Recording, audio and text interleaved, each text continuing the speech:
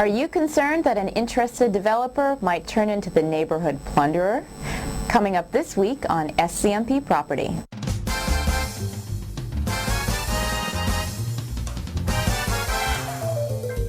Time means money to developer.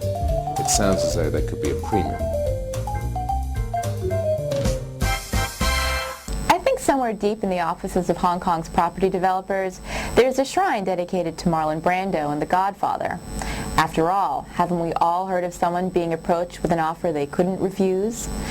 It's a scenario that could happen to any property owner. Once a developer owns 90% of a building, they could essentially rub you out and force you to sell your flat. It's something that's troubling our viewer this week, who asks, "I've been approached by a developer who's inquiring about purchasing my apartment. How do I find out whether the price they're suggesting is reasonable? If I say no, I worry that the sale may be forced through at a lower price."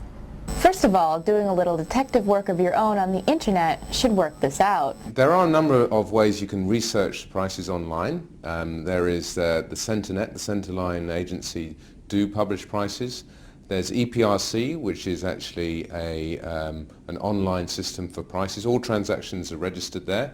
Of course, you have to subscribe to that. So you can do your own research on prices. That's okay. There could be a higher price than market because of extra GFA, gross floor area, of your particular block.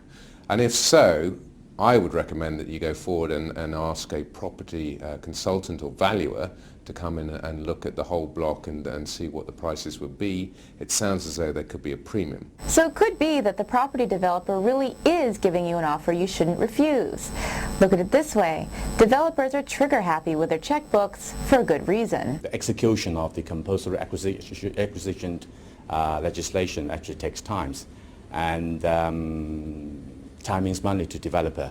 So in most cases, the developer will, as much as possible, accommodate the request from the owners if that request is a fair and reasonable one. Chances are that the ones trying to give you the boot are trying to do so as painlessly as possible. So before you start packing your bags and counting your new loot, it's still advised that you speak to your neighbors, local agents, and scouting around the internet. After all, if you're going to be on the way out, you don't want to go down without your own form of justice. That's all for this week. This has been Lauren Bass.